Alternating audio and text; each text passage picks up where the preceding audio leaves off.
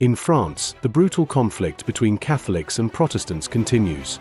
The French Protestants, the Huguenots, realize that the Amboise peace treaty, signed in March 1563, will not last long. On April 22, the Huguenot leader, Admiral Gaspard de Coligny, sends a second expedition to America. The goal? To establish a new colony where Protestants will be free from persecution. Along with them, some Catholics also set sail in search of a better life. 2 months later, the expedition led by René Goulaine de Laudonnière arrives in Florida.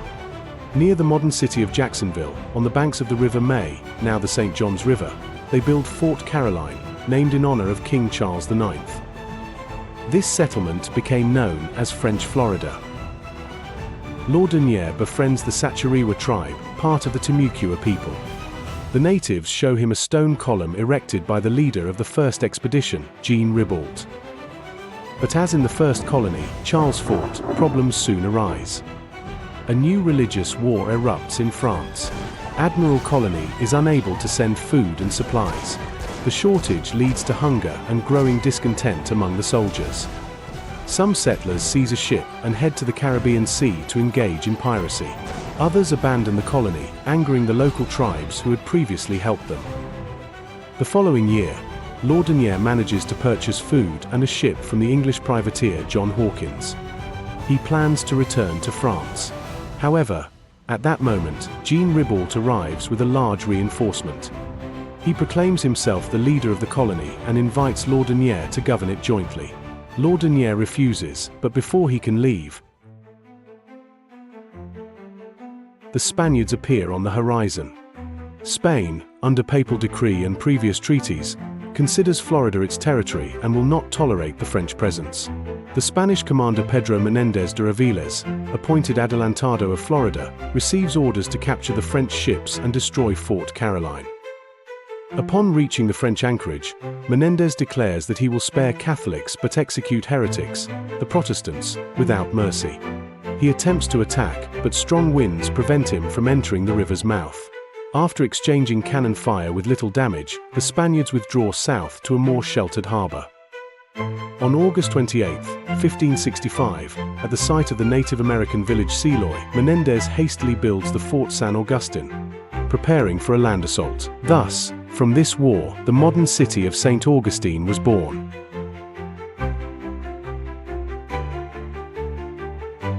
Jean Ribault decides to strike by sea. Leaving Laudonnière with 20 soldiers to guard the settlement, he sails toward the river's mouth.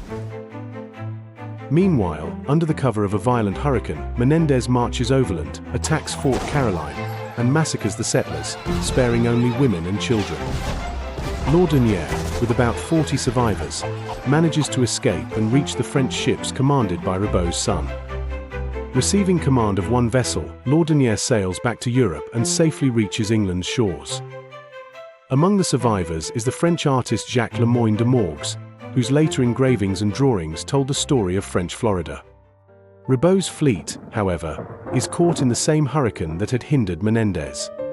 The storm drives them south, to the area of present-day Daytona Beach. The ships sink, and several hundred survivors, including Ribault himself, are cast ashore.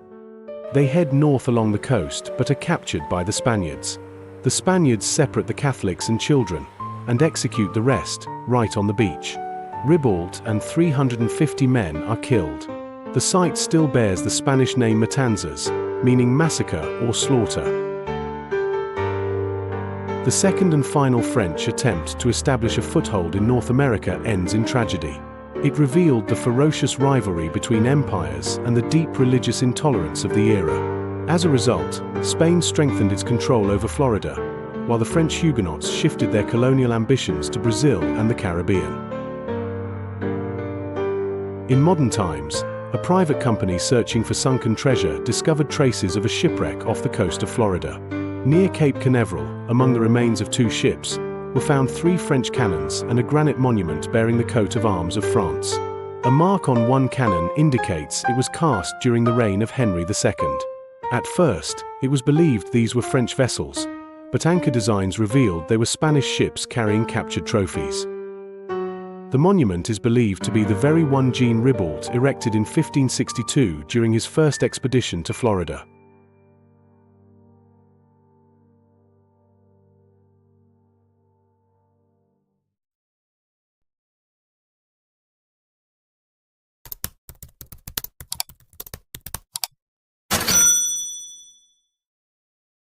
In 1564, Japan had been in the Sengoku period, the Age of Warring Provinces, for nearly 100 years. That year, Oda Nobunaga, a prominent samurai of the time, married off his beautiful sister Oichi. Her husband became Azai Nagamasa, ruler of the northern lands of Omi province.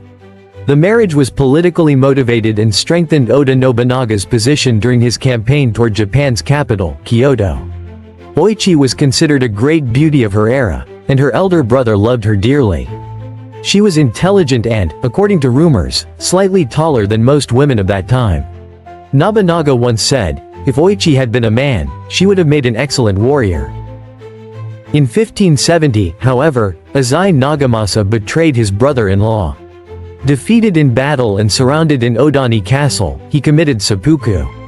Oichi returned with her children to her brother's household, remaining under his protection until his death in 1581. In 1582, after Nobunaga's death, disputes over his succession among his children and vassals escalated into armed conflict. By then Oichi was married to General Shibata Katsui, a military leader of one of the rival factions. In 1583, General Katsui entered the war over Nobunaga's legacy but lost the decisive battle. At the age of 37, Oichi refused to abandon her husband and, on June 14, together with him, committed seppuku.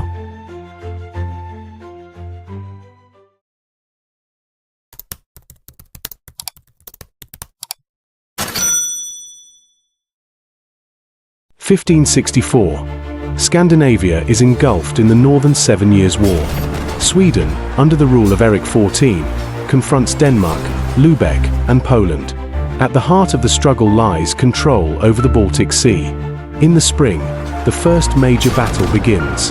At the end of May, near the island of Åland, the Swedish fleet under Admiral Jacob Bagge clashes with the Danish Lubeck ships.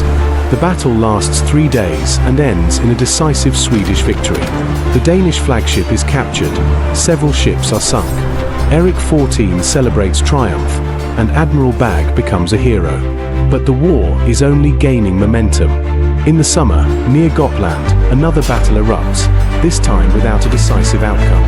Both sides suffer losses, and the Baltic remains a battlefield. On August 14th, Danish troops invade southern Sweden. At Merd, a fierce land battle unfolds. There is no clear victor, the front stalls. The real blow awaits Sweden in the autumn. In September, off the coast of Åland, another naval battle flares up. This time fortune turns away.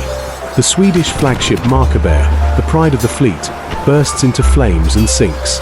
The squadron is forced to retreat. By the end of the year, the war enters a positional phase. The Swedes strengthen Kalmar and the Finnish fortresses, while the Danes maintain control of the sea routes. Thus ends the year 1564. Sweden began it as a victor, but closed it with a heavy defeat. Ahead lie 6 more years of fierce war, which will exhaust both kingdoms yet bring no decisive winner.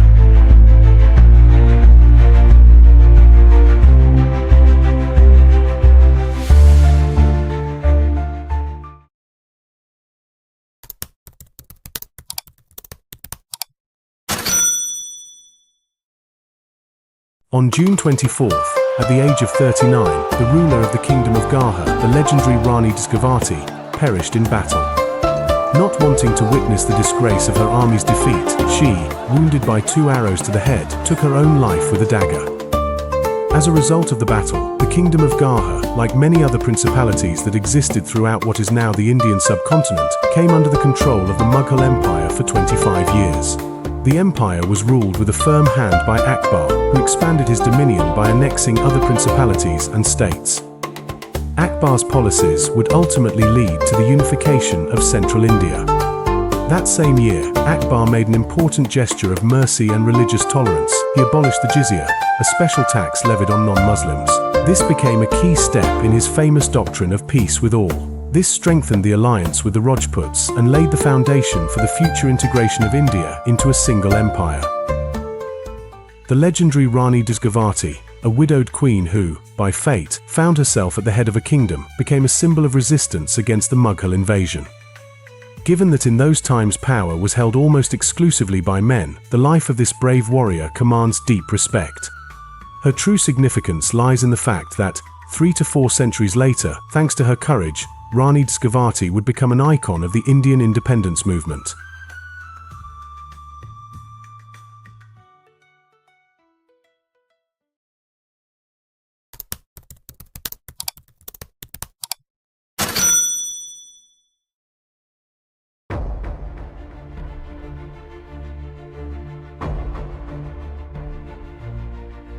In 1564, Grand Prince of Moscow and all Rus, Ivan IV the Terrible, son of Prince Vasily III and Elena Glinskaya, left Moscow.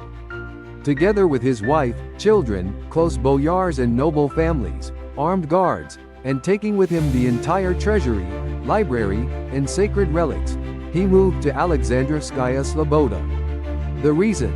Suspicions of a conspiracy among the boyars against the Tsar.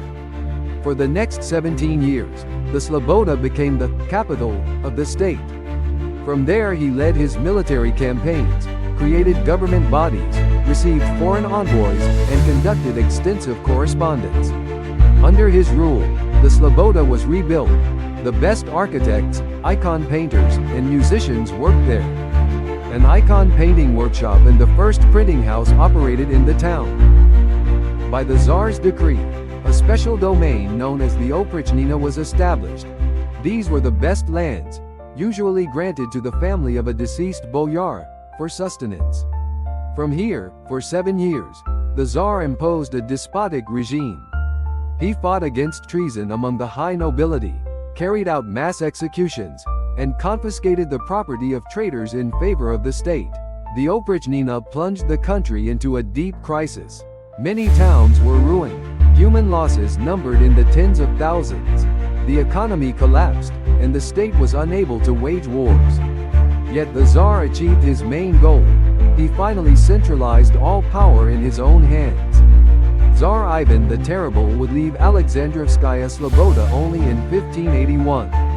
Shortly before his death in 1584.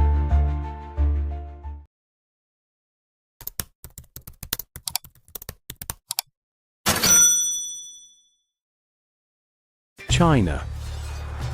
For the third year in a row, General Qi Jiguang of the Great Ming Empire leads a relentless campaign against the Japanese pirates known as wokou. Born into a family of warriors, Qi inherited his father's command and spent his entire life on the battlefield. Early in his career, he defended the settlements southwest of Beijing from Mongol raiders, and after driving out the Japanese pirates in 1555, he was promoted to the rank of general. From that moment on, his life's mission became the defense of China's eastern coast from foreign invaders. Determined to bring discipline and science into warfare, Qi Jiguang wrote 11 treatises on military strategy, combining traditional combat training with the lessons of real battle. To improve hand-to-hand fighting, he studied 16 classical martial arts styles and distilled from them 32 of the most effective combat techniques. These he recorded in his famous work, The New Book of Effective Discipline.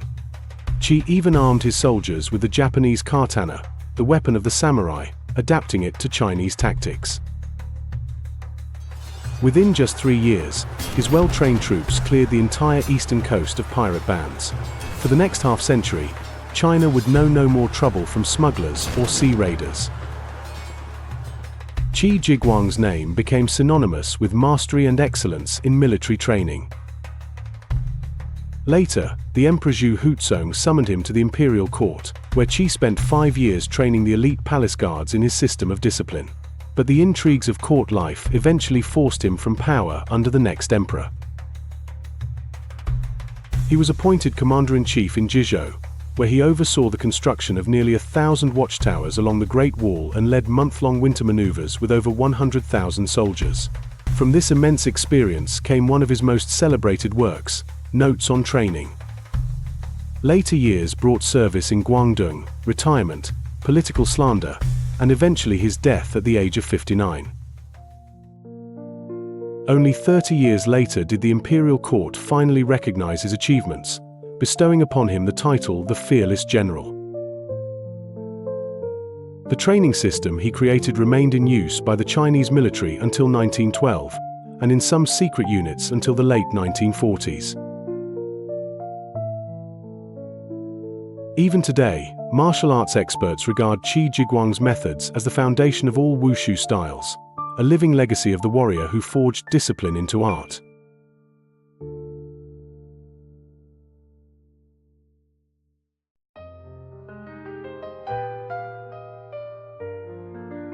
These events all took place in the same year, all around the world. They're not always connected, but that's exactly what makes history so amazing. Thanks so much for watching till the end. If you liked this video, don't forget to hit that like button, subscribe if you haven't yet, and drop a comment below. Tell us, which year in history do you want to see next?